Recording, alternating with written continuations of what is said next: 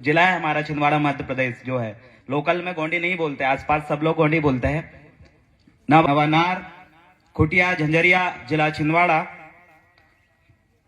गोंडवाना गणतंत्र पार्टी, जिला मूरसेनाल, छिंदवाड़ा मध्य प्रदेश। गोंडी भाषा दिन आचार मोतीरावन कंगाली, जनुम सावरी, नार दुलारा था, रामटेक, जिला नागपुर, महाराष्ट्र।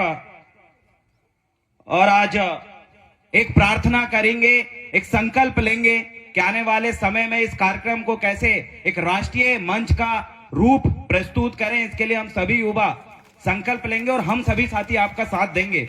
तो आज YouTube के माध्यम से, वीडियोस के माध्यम से आज का ये संदेश हम लाखों हमारे कोयतुर जो यहां पर नहीं आए हैं, जो गोंडवाना समग्र विकास क्रांति आंदोलन के संगठनों से जुड़े हैं या उस विचार को मानते हैं, उन सभी लोगों तक पहुंचाने वाले हैं। मैं बिंदेश भाई से निवेदन करना चाहूंगा आज का वीडियो थोड़ा जूम करके बनाए। सम्मानीय साथियों, आइए मैं अपनी बात को शुरू करता हूं।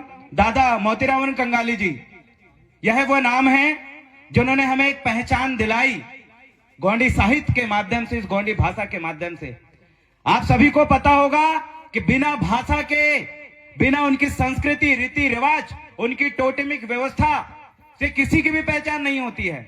बिना उसके किसी की पहचान नहीं होती। आज मुसलमान हम कहते हैं तो उन्होंने अपनी व्यवस्था जिंदा रखा है, इसलिए आप कहते हो। आज ईसाई भी अगर है तो उन्होंने अपनी व्यवस्था जिंदा रखा है, इसलिए उनकी पहचान जिंदा है। जबरन सिख और जैन लोगों को हिंदू धर्म में जो डाला गया है, जैनों ने अपनी संस्कृति बचाए हैं, उनके ऊपर दबाव डाल डाल के अगर हिंदू में भले ही सम्मिलित कर दिया हो, लेकिन उन्होंने अपनी संस्कृति बचाया है। सिख लोग जिनको जबरन विदेशी आर्यों ने अपने धार्मिक व्यवस्था में जबरन सम्मिलित करवाया, उन सिखों ने भी अपनी पहचान जिंदा रखा है। आज उनको इस देश में जाना जाता है, पहचाना जाता है। वैसे ही अब आदिवासी जो यहाँ के इंडिजिनस पीपल है, इनको भी जबरन हिंदू में डालने के लिए बाबा बागेश्वर धाम और तमाम शंकराचार्य और पूरा हिंदू समुदाय इन लोगों को भी शामिल करना चाहता है। जैसे जैन समुदाय को और सिख समाज को उनका पर्टिकुलर खुद का रिलीजन है, बोलते हैं ना जैन धर्म, सिख धर्म खुद का है, उसके बावजूद भी जबरन उनको हिंदू धर्म में शामिल किया गया।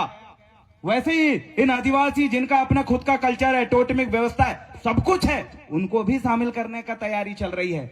लेकिन मैं धन्य है दादा मोतीरावन कंगाली जी, जिनके मिशन की वजह से आज आप और हम आज यहां पर बात कर रहे हैं, गोंडी भाषा दिवस मना रहे हैं। अन्यथा आपका और मेरा कोई अस्तित्व नहीं था भाई। कोशिश करे हैं, जिन्होंने पहल किए हैं उन्होंने ही बचाया है। अभी कितने लोग पहल कर रहे हैं, ये सबसे ज्यादा मायने रखता है। अभी जैसे छोटे कंगाली दादा ने बताया किस तरीके से कल्चर है, अभी डॉक्टर साहब जो उत्तर प्रदेश से आए हैं सम्मानीय, उन्होंने भी बताया ये पहल उन्होंने करी है। दादा मोतीरावन कंगाली जी का जो मिशन आगे बढ़ाने की जिम्मेदारी किसकी है, ये छोटी मोटी बात नहीं है। एक विदेश का व्यक्ति भी आके यहां रिसर्च करके किताब लिख रहा है।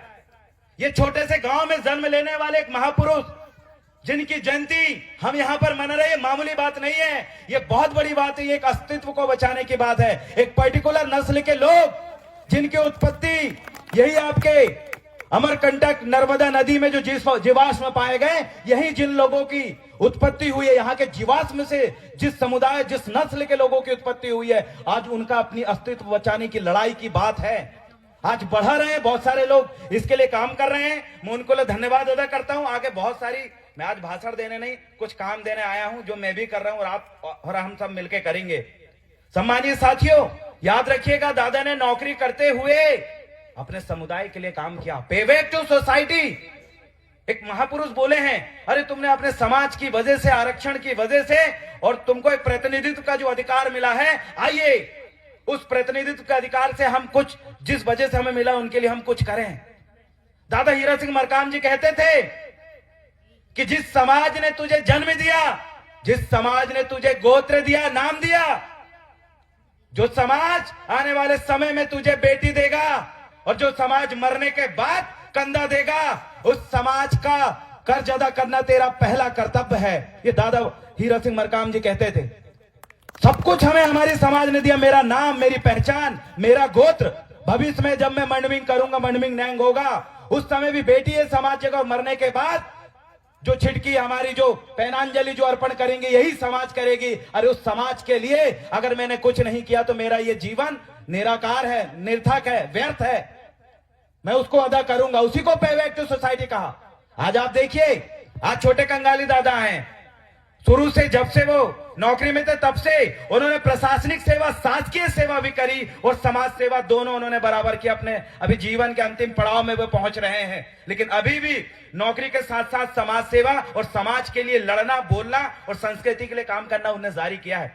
आज ये सब मंच से नार दुलारा था, रामटेक जिला नागपुर महाराष्ट्र, दादा मोतीराम कंगाली जी की जन्मभूमि और दादा मोतीराम कंगाली जी का यहाँ जो समाधि स्थल से मैं देवरावन भलावी ऐलान करता हूं, जितने भी कर्मचारी इस ट्राइबल समुदाय में हैं, इंडिजिनस कम्युनिटी में हैं, उन तमाम समाज के कर्मचारियों से मैं कहना चाहता हूं, आप इस बात को दिमाग में डाल लो। 100% में से 70% कर्मचारी जो है, जो वरिष्ठ जॉबों में है, बड़े पदों में है, उसको समाज से कोई लेना देना नहीं है। आप बहुत बड़ी गलती कर रहे हो।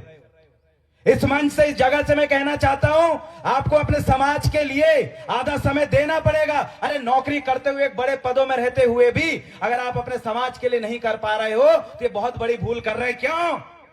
हर एक सिख समाज का व्यक्ति, एक सरदार, बड़े नौकरी में वो पहुंच जाए, व्यापारी बन जाए, अधिकारी बन जाए, साइंटिस्ट बन जाए, अरे दुनिया की टॉप मोस्ट कंपनी का निर्माण कर ले, तो वो भी अपने समाज के लिए गुरुद्वारे में जाके माथा टेकता है। अरे जूते भी साफ करता है वो अपने समाज के लिए।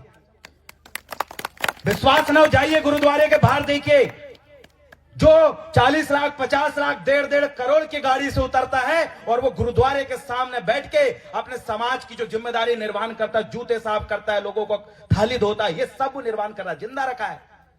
अरे तुम जिस इंडिजिनस कम्युनिटी के, इस देश का मूल मालिक, इस बात को क्यों भूल रहा है? उन्होंने बचाया भाई, ये शर्मिंदगी की बात नहीं है। समाज सेवा करना पीला गमछा शर्म की बात नहीं है। सीखिए सिख समुदाय से, लोगों से। अरे जिस समुदाय ने इस इंडिजिनस, अरे आपको पता है हमारी जो संस्कृति है, हमारा जो कल्चर है, इससे पूरे विश्व की संस्कृति और धर्म का जन्म इसी से हुआ है। आज हमसे सीख के तमाम समुदाय आप देखिए किस तरीके से नौकरी पेशा वाले लोग काम कर रहे हैं। एक मुस्लिम समाज के व्यक्ति देख लीजिए, एक मुस्लिम समाज के व्यक्ति भी, एक कर्मचारी भी, अरे वो कितने बड़े पदों में चल जाए, मस्जिद में जाके माथा टेकता है, नमाज पढ़ता है। याद रखिए, दादा मोतीराम कंगाली जी हम सबके लिए और जो अधिकारी वर्ग है खासकर उनके लिए एक बहुत बड़े प्रेरणा स्रोत है। उन्होंने समाज सेवा और प्रशासनिक सेवा करी। अगर जो अधिकारी नहीं कर रहा है, याद रखिएगा, दादा हीरा सिंह मरकाम जी, दादा मोतीराम कंगाली जी कहते थे कि जो पढ़ा लिखा आदमी है, जो पढ़ा लिखा अधिकारी कर्मचारी है, वो अपनी समाज की आंखें, अगर आंखें ही अगर अंधी हो जाए, आंखें अगर बंद हो जाए, तो उस समाज का गिरना और खत्म होना निश्चित है। वही हो रहा है। इस देश का मालिक कहा जाने वाला समुदाय क्या हाल हो चुका है देखिए। अरे जमीन लूट रही है, भाषा लूट रही है, बेटियां लूट रही है, आपके पास सोना चांदी कुछ नहीं बचा, जमीन भी नहीं बची, तब लोगों की नजर आपके समाज की महिलाओं पे सब लूटने लगी। क्यों? क्योंकि दादा मोतीराम कंगाली जी थे तो वो समाज का आईना थे, वो समाज की आंखें थे। उन्होंने अपने जीवित रहते अपनी उन तमाम जिम्मेदारियों को अदा किए। याद रखिएगा, इस दुनिया में लाखों करोड़ों लोग पैदा होते हैं और हर रोज लाखों करोड़ों लोग मर जाते हैं, लेकिन सिर्फ दादा हमारे मोतीराम कंगाली जी का ही जन्म दिवस हम क्यों मना रहे हैं? क्योंकि उनका जन्म दिवस इसलिए मना रहे, इस पूरी समाज के लिए वो जिए थे अपना जीवन। बाकी लोग, जानवर भी पैदा होता है और मर जाता है, क्या आप भी ऐसी जिंदगी लेके इस दुनिया में, ऐसा जो कोयतुर है, मां की कोख से जब आपने जन्म लिया तो क्या जानवरों के जीवन जैसे जीने के लिए नहीं? अरे आपका जीवन, आपने जो जन्म लिया है एक विशेष मकसद के लिए लिया है। आप साबित करिए कि आप मां की कोख से जन्म लेने वाले कोयतुर हो, और हर कोयतुर साबित करेगा और अपना समाज का अपना कर्ज अदा करेगा। उस खून जो रगों में आपके अंदर दौड़ रहा है महान पुरखों का, उसका कर्ज अदा करेगा। जो गोत्र लेके वो घूम रहा है, उस गोत्र का कर्ज अदा करेगा। जिस समाज की तूने बेटी लाया है, उस बेटी का कर्ज अदा करेगा। जो समाज ने तुझे दूध पिलाया, जिस मां ने तुझे दूध पिलाया, जिस समाज ने तुझे हंसना बोलना गाना सब कुछ सिखाया, उस समाज का कर्ज अदा करना पड़ेगा। इसलिए प्रत्येक इंडिजिनस कम्युनिटी कोयतुर जो पर्सन है, जो हमारा व्यक्ति है, हर किसी का ये कर्तव्य है। इसीलिए आज नार दुलारा से मैं ये निवेदन करना चाहता हूं तमाम व्यक्तियों से जो इस समुदाय में जन्म लिए हैं, आपको अपना कर्ज अदा करना पड़ेगा। अगर कर्ज अदा नहीं करोगे तो जानवरों के माफिक आपकी गिनती भी उन्हीं हजारों सैकड़ों लोगों में, मुर्दों में होगी जो अभी तक वहां दफन है। सबसे ज्यादा विद्वान लोग कहां दफने हैं? मरघट में, जहां वो रहता है शमशान घाट में। क्यों? क्योंकि उनके दिमाग में बहुत अच्छी अच्छी चीजें थी और उन्होंने अपने समाज के लिए काम नहीं किया और वो पूरी सोच लेके वो दफन हो गया। ऐसे सैकड़ों लोग हैं। मैं उन लोगों में आप लोगों की गिनती नहीं चाहता। अदा करिए। अगली चीजें मैं एक जितने भी कहना चाहूंगा, अधिकारी कर्मचारी वर्ग जितने भी आपसे मिले उनसे रिक्वेस्ट करिए कि जो सभी लोग, सभी संस्कृति समुदाय के लोग अपने समाज के लिए समय दे रहे हैं, आपको भी देना पड़ेगा। नहीं दोगे तो अपने आंखों के सामने अपनी समाज को बर्बाद होते हुए देखिए, अपनी समाज की अस्तित्व खत्म होते हुए देखिए। क्योंकि यही चीजें बाकी समुदाय, चाहे वो जितने भी कल्चरल अभी समुदाय चल रहे हैं, चाहे जैन हो, मुस्लिम हो, ईसाई हो, आप कुनवियों को देख लीजिए, सब लोगों का अधिकारी कर्मचारी अपने समाज की लड़ाई लड़ने लगा है, क्योंकि वो अपनी लड़ाई समझ चुका है। अगली चीजें मैं ये कहूंगा, दादा ने पुनेम का मार्ग दिया। क्या है पुनेम? पुनेम की पूरी किताबें, सारी चीज पढ़ने के बाद आप इस चीज को समझिए, उन्होंने प्रकृति का मार्ग सुझाव दिया है, एक रास्ता बताया उतनी सारी चीजों में। हमारा जो कल्चर है वो किसी किताबों में बंदिश में नहीं रहता। हमारा जो कल्चर, हमारी जो संस्कृति, हमारे जो नैंग दस्तूर है, अरे वो खुला है, आजाद है। पूरी प्रकृति से सीखने के लिए हम लोग आजाद हैं और उसी का मार्ग दादा ने दिए। चाहे हम अपने सुमरनी करते समय जिस तरीके से जो थाली हम घुमाते हैं प्रकृति की दिशा में, जो हम भावर लेते हैं प्रकृति की दिशा में, हमारी ताई सुबह सुबह पेजा बनाने के लिए चकिया घुमाती है, प्रकृति, सारी चीजें दादा ने कहे हैं कि प्रकृति का दिशा, जो नेचुरल, जो जिसे नेचुरल वे हम जिसे कहें, प्रकृति का मार्ग जिसे कहें, उसे ही कोया पुनेम कहते हैं। और पूरी दुनिया आज इस चीज को स्वीकार कर रही है। आज बड़े बड़े धर्म बोलते हैं हमारा धर्म नहीं है। अभी मैंने उनका सुना आरएसएस के मोहन भागवत जी का, उन्होंने कहा हिंदू कोई धर्म नहीं है। क्या है ये? नेचुरल प्रकृति का मार्ग है, ये नेचुरल लाइफ, मतलब साधारण सिंपल, इसी को मतलब जीना ही हिंदू धर्म में बोलता। सोचो, आपकी जो चीजें जो आपको बोलना चाहिए वो व्यक्ति उस मंच से बोल रहा है कि हिंदू धर्म में क्या है? इंसानी रूप में जीना ही। अरे नहीं, उसी को पुनेम कहते हैं, उसी को प्रकृति का मार्ग कहते हैं। जो चीज आपको बोलना चाहिए वो चीज, एक वर्ण व्यवस्था लाने वाला, आप में भेदभाव करने वाले व्यक्ति बोलने लगे हैं। लेकिन उस चीजों को हम अपने दादा मोतीराम कंगाली जी इसी को समझाने के लिए हमारे बीच में जन्म लिए और उन्होंने अपना सारा जीवन लगाए कि प्रकृति का मार्ग क्या है, जीव जंतु कैसे उनकी भाषा रही है। हमारे लोग खेतों में जब रहते हैं, जंगल में जब रहते हैं, तो वो नाइट में जो पक्षी किटर किटर करके चिल्लाने लगा, समझ जाते हैं कुछ लड़िया लोखरी, कुछ ना कुछ जंगली जानवर आया है। हमारे लोग सुबह ही जैसा मुर्गा बाजते समझ जाते हैं मुर्गा इतना बजे बाजता है। पूरा प्रकृति का मार्ग, जीव जंतुओं की भाषा अपने निजी जीवन में कैसे अमल करना है, ये सारी चीजें ही प्रकृति का मार्ग है। सम्मानीय साथियों, आज इस मार्ग और इस कोया पुनेम को संरक्षण करना और उसको और आगे बढ़ाना और उसके नियमों, सिद्धांतों, प्रकृति के सिद्धांतों को ढूंढना आपका और मेरा काम है। आज जितने बड़े बड़े अभी संत साधु जो बन रहे हैं, अभी ओशो को कई लोग सुनते हैं, ओशो ने जो नेचुरल जीवन और उसके बारे में जो बताया, पूरा का पूरा कोया पुनेमी शब्द है जो हमें ढूंढना चाहिए। जिन सिद्धांतों को, जिन प्रकृति के नियमों को, सिद्धांतों को समझकर और समाज में और इंसानी जीवन में हमें परोसना चाहिए, तो वो काम हम नहीं कर रहे, कोई और कर रहा है। इसके लिए आप और हम सबको काम करने की जरूरत है। और ये भी बात मैं आपसे कहना चाहता हूं, पूरा परिवार हमारे विखंडित हो चुका है। समाज में याद रखिएगा, कोई आंदोलन, चाहे गोंडवाना आंदोलन हमारा जो है, कई लोग इससे नाराज होके कई सारी चीजें नए तरीके से संगठन अभी रन कर रहे हैं। चाहे भूमिका संगठन में भी हमने इस चीज को देखा, वही भूमिका संगठन जिसमें दादा मोतीराम कंगाली जी ने हमें संस्कृति और नैंग व्यवस्था को मानने समझने के लिए जिस भूमिका संघ को बनाया, उसमें भी 3-4 प्रकार की चीजें आपसी मतभेद पैदा हुई है। याद रखिएगा, किसी भी घर में अगर कोई मतभेद होता है, झगड़ा होता है, तो उसको सब सहन करते हैं, लेकिन वहीं बैठ के और उसको सब समाधान करते हैं। अब अगर घर परिवार में झगड़ा हुआ, एक दूसरे काट मार देते हैं कि नहीं, सब झेलते हैं, अपनी लड़का है, अपनी बेटी ये कर दी गलती, माफ कर देते हैं, लेकिन वहीं परिवार में रहते हैं। लेकिन ये कौन लोग हैं? क्या ऐसा होता है कि कुछ हुआ और सीधा भाग गए घर से, नहीं रहना, आप घर परिवार छोड़ दिए? नहीं, परिवार कोई भी चलता है वो आप एक दूसरे के सामंजस्य से चलता है, एक दूसरे की गलतियां जो होती है उनको माफ करना, क्षमा करने से चलता है। लेकिन यहां हमारे आंदोलन में कुछ लोग भाग के नए तरीके से मूवमेंट छेड़ के रखे हैं। आप देखिए, अलग ही जो मनवाद कहता था, उस मनवाद वाला फॉर्मेट घुसाड़ने लगे हैं। हमें बैठ के इस विषय में चिंतन करना है, क्या वो वाकई पुनेम का मार्ग है? क्या वो वाकई जो दादा मोतीराम कंगाली जी जो दिशा निर्देश दिए, क्या वो वाकई उस मार्ग पे हमारा कल्चरल मूवमेंट चल रहा है? इसके लिए बैठ के राष्ट्रीय मांदी, सांस्कृतिक मांदी करने की आवश्यकता है। और जो लोग अलग भागे हैं उनको समझाना पड़ेगा, भागना समाधान नहीं है, सुधारना समाधान है। अरे तुम भाग जाओगे और कहीं से ऐसा हुआ फिर भाग जाओगे। अरे समस्या से डर के भागा नहीं जाता। समस्या आज नहीं तो कल जीवन में फिर से आएगी, फिर से तुम्हारे सामने टांग अड़ाएगी। समस्या से भागा नहीं जाता, समस्या का समाधान ढूंढा जाता है, ताकि भविष्य में वैसी कोई भी समस्या आए तो उसको तत्काल समाधान करके फिर एक कदम आगे बढ़ाया जाए। हमारे समुदाय में ये चीज चली है। अगली चीजें मैं आपसे निवेदन करना चाहता हूं, ये जो मंच है इसको राष्ट्रीय मंच बनाने की जिम्मेदारी आपकी है, क्योंकि गोंडी भाषा बोलने वाले लोग हजारों लाखों करोड़ों है। लेकिन उन सबको कैसे एक मंच में हम लेके आए और जितने भी गोंडी भाषा में जितने साहित्य बने हैं, जितने लेख लिखे हैं, उनके विषय में लगातार रिसर्चें और ऐसी किताबों का लगातार अध्ययन करना जरूरी है, क्योंकि फर्जी किताबें इस गोंडी साहित्य के रूप में भी हमारे बीच में घुस चुकी है। लोग उसको पढ़ के पता नहीं क्या क्या उठपटांग बोलने लगते हैं। वो गोंडी साहित्य ऊपर लिखा है, फोटो बकायदा लगी है, अंदर आप पढ़ोगे तो कुछ नहीं। पूरे दुश्मनों ने अपना साइकोलॉजिकल जो वार उनको करना चाहिए, तो वैचारिक विखंडन जो करना है तुम्हारे बीच में, तुम्हारे विचारों को आपस में तोड़ना है, खंडन करना है, वो प्लानिंग से किताब लिखी और उसको कई लोगों ने गोंडी साहित्य देके तुम्हारी किताबों के बीच में डाल दिया है।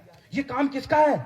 ये काम ये गोंडी साहित्यिक जो मंच है, जहां गोंडी भाषा दिवस मनाना चाहिए, जैसा कछारगढ़ और अमरकंटक का जो मंच बनता है, वैसे ही मंच ये जो आपका नार दुलार रामटेक जिला नागपुर में बनना चाहिए। इसके लिए आप सब कोशिश करिए।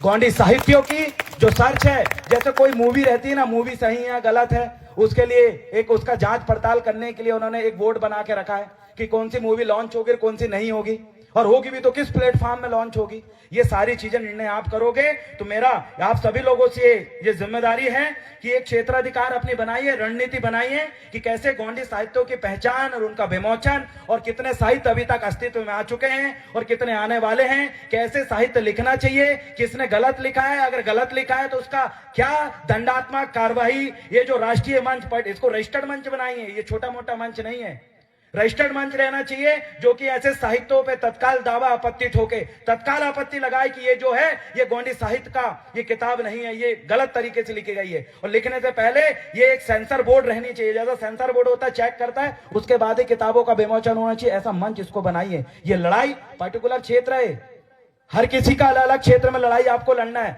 आप लोगों का ये क्षेत्र की जिम्मेदारी है, बाकी क्षेत्र की जिम्मेदारी किसी और को देंगे, लेकिन ये क्षेत्र आपको ही संभालना है, क्योंकि यही प्रतिवर्ष यहीं पर बैठ के ये सारी चीजें होती है। मैं जितने भी सगा साथी ये आपके रामटेक के हैं, लोकल के हैं, नागपुर के हैं, आपसे मैं निवेदन करना चाहता हूं कि इसको राष्ट्रीय मंच बनाने के लिए एक रिकॉग्नाइज जो संगठन है, जो संस्था है, ऐसे संस्था का निर्माण करें जो कि गोंडी साहित्यों में परखे, सही और गलत साहित्य का उसमें देखें। अगर कोई ने गलत लिखा उसके ऊपर कानूनी कार्रवाई, सामाजिक कार्रवाई, सभी प्रकार की कार्रवाई होनी चाहिए। और भविष्य में कैसे साहित्य लिखें, और जो नए बच्चे जो लिखना चाहते हैं उनके लिए कैसे प्रशिक्षण की व्यवस्था हो, नए साहित्यकार जो बनना चाहते हैं उनकी तैयारी कैसी हो, ये समस्त काम पर्टिकुलर ये साहित्यिक क्षेत्र में जिम्मेदारी संभालें। और जो भी कार्यक्रम, जो साहित्य सम्मेलन राष्ट्रीय स्तर पे यहाँ वहां कर्नाटका और बाकी जगह होता है, ऐसी जगह ना होते हुए इस जगह हो जहां पर दादा मोतीराम कंगाली जी का समाधि स्तर है, क्योंकि यहीं से गोंडी भाषा और सारी चीज का संदेश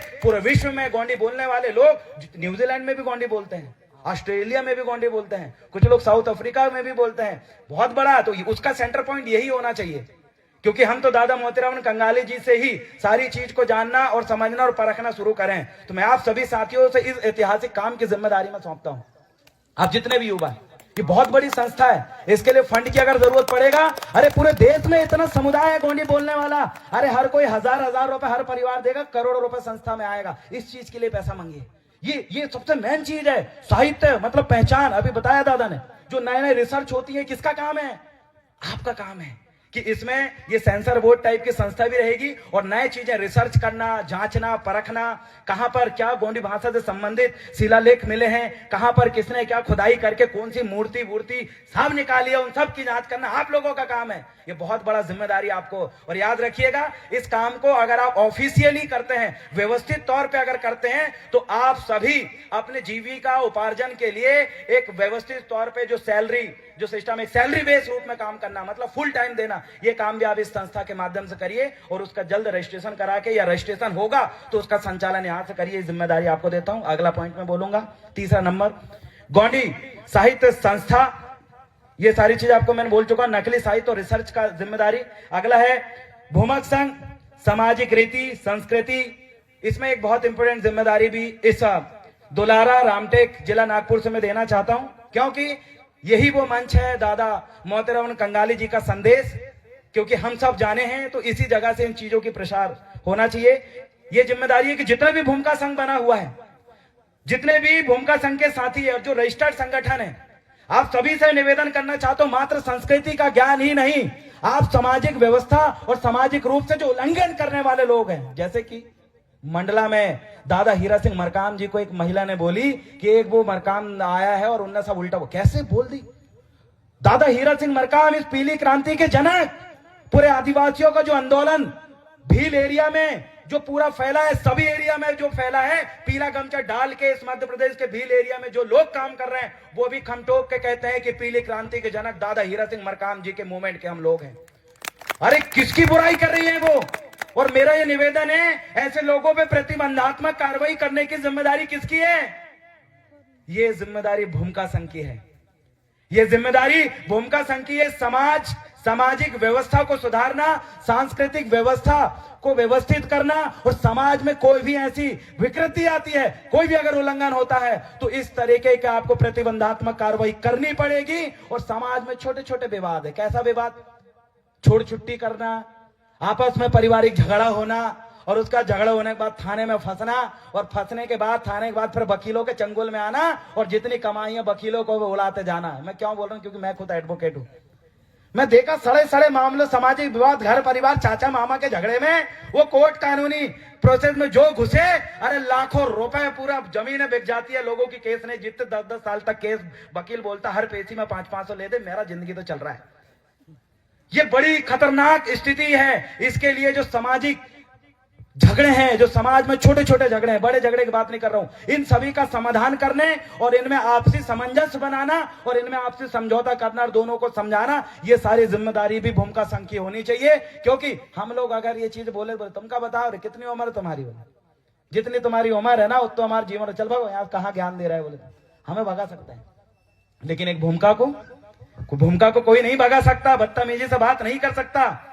अगर वो ये काम, अगर वो हमें दिशा निर्देश देगा ना, हम भी उसको नकार नहीं सकते, हमें माथा झुका के स्वीकार करना पड़ेगा। इतना महत्वपूर्ण काम भी इस मंच के माध्यम से मैं समस्त भूमिका संगठन से कहना चाहता हूं, इस विषय में आप विचार करें। मैं ऑर्डर या आदेश नहीं दे रहा हूं, मैं सुझाव दे रहा हूं कि मुझे लगता है आपसे बेटर इस काम को कोई और दूसरा व्यक्ति नहीं कर सकता। इसीलिए प्रत्येक गांव में और क्षेत्र में सामाजिक महापंचायत करें, और क्षेत्र के जितने भी आदिवासी के झगड़े संबंधी जो मामले हैं और जो रीति नीति और उनके जो सामाजिक विखंडन जो हो रहा है, उसको समाधान करने का काम करेंगे। अगली चीजें, अस्तित्व हमारा जो है किस तरीके से खत्म हो रहा है और उसका संरक्षण कैसे करना है और विनाश कौन कर रहा है, और हमारी पहचान का ये बहुत बड़ा विषय है।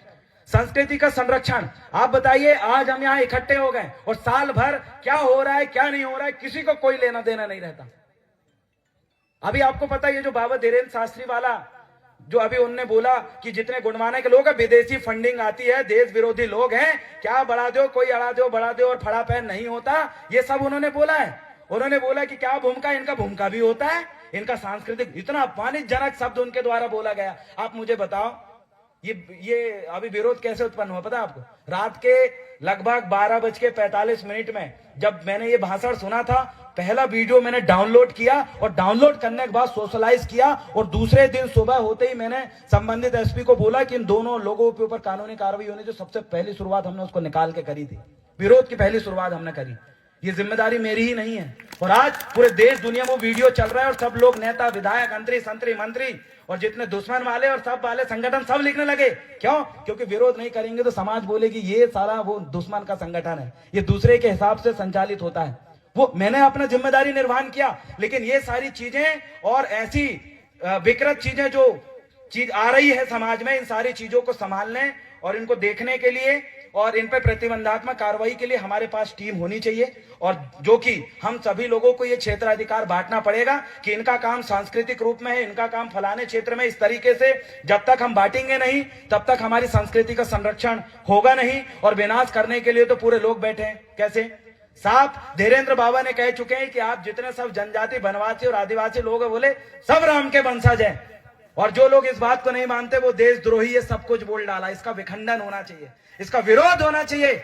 लेकिन बड़ी दुख की बात है कि सिर्फ वही लोग विरोध कर रहे हैं जो हमारे इस मूवमेंट के हैं, और वो लोग विरोध नहीं कर रहे हैं जो हमारे विरोधी मूवमेंट के हैं। और जो विरोधी मूवमेंट के हैं, ऐसे मूवमेंट से हमारे लोगों को निकालने की और दुश्मनों को मजबूत करने वाले लोगों को पहचान करके संगठन से त्याग पत्र दिलवाने की जिम्मेदारी आपको है।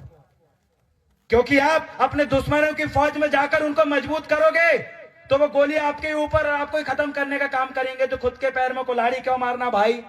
तो ये सारी चीजें इस मंच से मैं निवेदन करना चाहता हूं, दोस्त और दुश्मन की संगठन की पहचान करो और ऐसे संगठनों से तत्काल इस्तीफा दो, और सामूहिक रूप में हमारे वरिष्ठ जन इनके खिलाफ एक प्रस्ताव जारी करें, सामाजिक संदेश जारी करें कि इस तरह की जो चीजें हैं और ये फलाने फलाने संगठन है, ये दादा हीरा सिंह मरकाम और दादा मोतीराम कंगाली जी के आंदोलन के नहीं है। इसलिए ऐसे संगठनों से दूर रहने के लिए समाज से अगर आप अपील करेंगे तो समाज जागरूक होगी।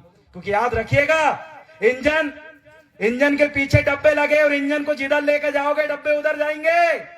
हमारी समाज गंगा ऐसी बन गई है कि इसका कोई इंजन नहीं है। अभी दादा मोतीराम कंगाली थे तो उनके पीछे पूरे समाज जाता था, ये डब्बा चलता था। अब दादा नहीं है तो कोई इंजन नहीं दिख रहा है। दादा हीरा सिंह मरकाम थे तो राजनीतिक मूवमेंट का पूरा डब्बा, वो इंजन थे, उनके पीछे पूरा डब्बा चलता था। और आज वो इंजन ही नहीं है तो पूरा का पूरा डब्बा जगह में रुका हुआ है।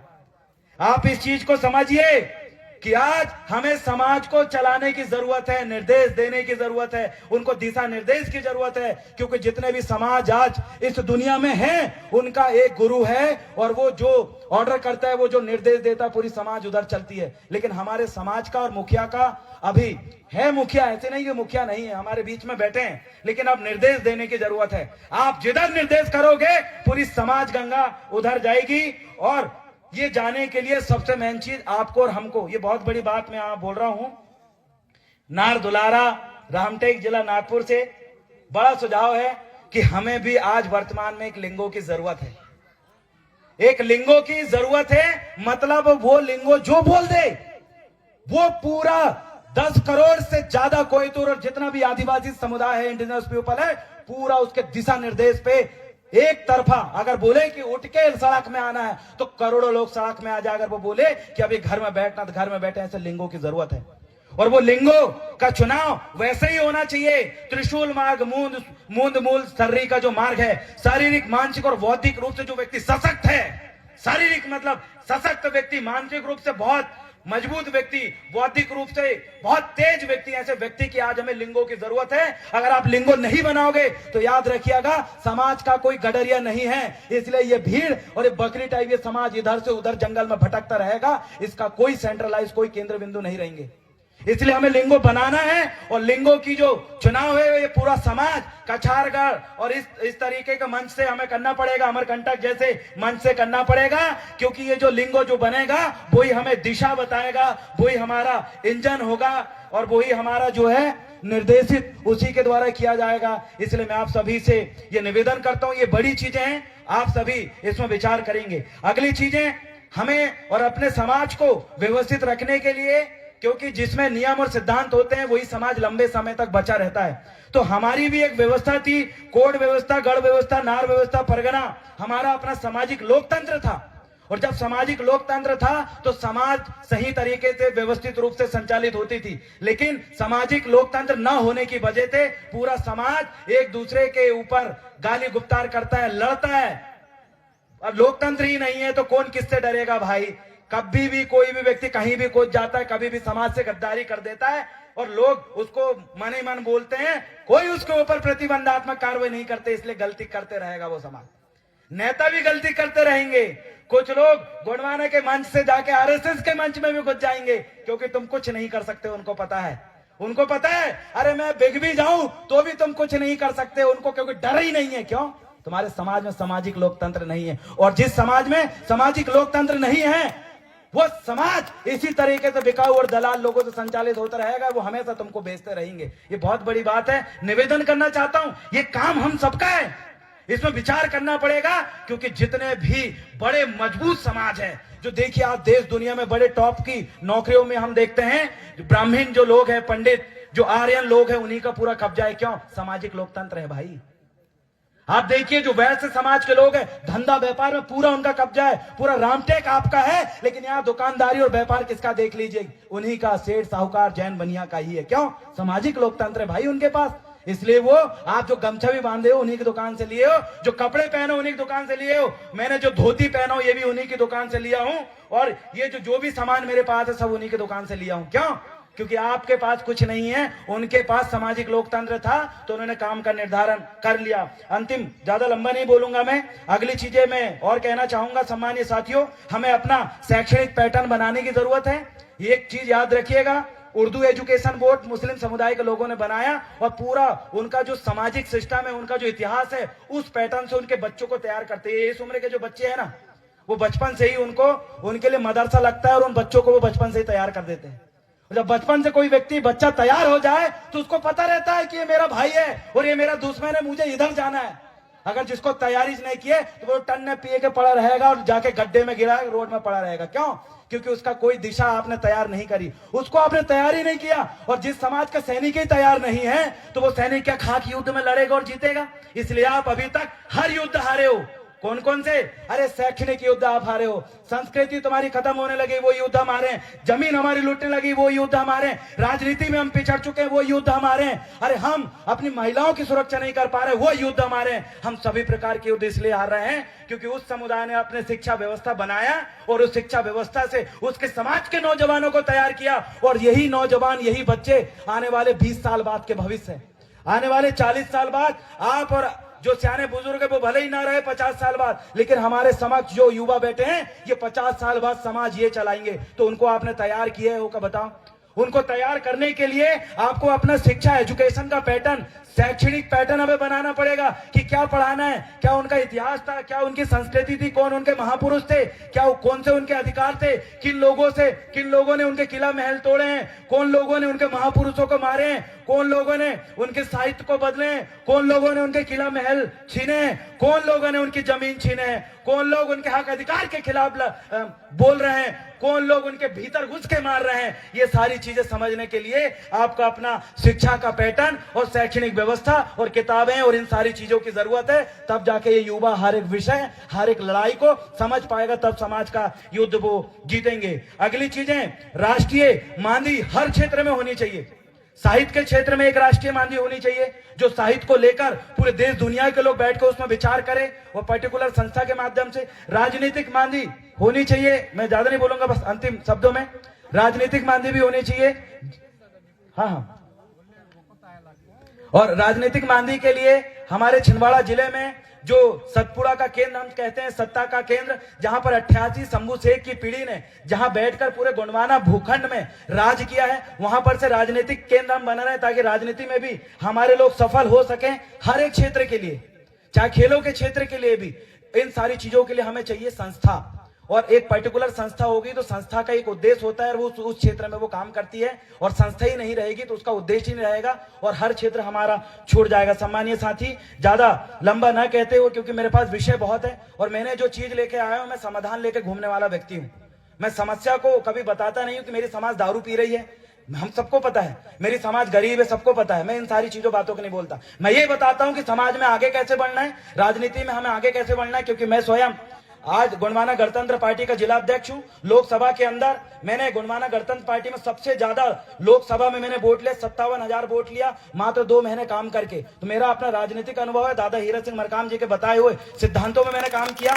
मात्र 3 लाख रुपए खर्च किया लोकसभा चुनाव में, और पूरे वो बहुत कम उम्र का लड़का था। मैं अपने क्षेत्र में और अपने पुरखों के द्वारा बताए हुए रास्तों पे चल रहा हूं, इसीलिए शायद आप मुझे सुनते और मुझे जानते हैं, अन्यथा ना आप मुझे जानते ना आप मुझे सुनना पसंद करते। ज्यादा लंबा ना बोलते हुए यही निवेदन करने आया कि मैं देवरावन भलावी आपके लिए समाधान लेके आया हूं। अगर वो समाधान पे हम सब चलेंगे तो जरूर हम आगे बढ़ेंगे। बहुत बहुत धन्यवाद। फड़ा पेंता सजोर पेंता बना के रहेंगे, बना के रहेंगे, राज करेगा। इन समाधानों पे काम करेंगे तो गुणवाना भी बन जाएगा और राज भी करेगा गुणवाना। बहुत बहुत धन्यवाद।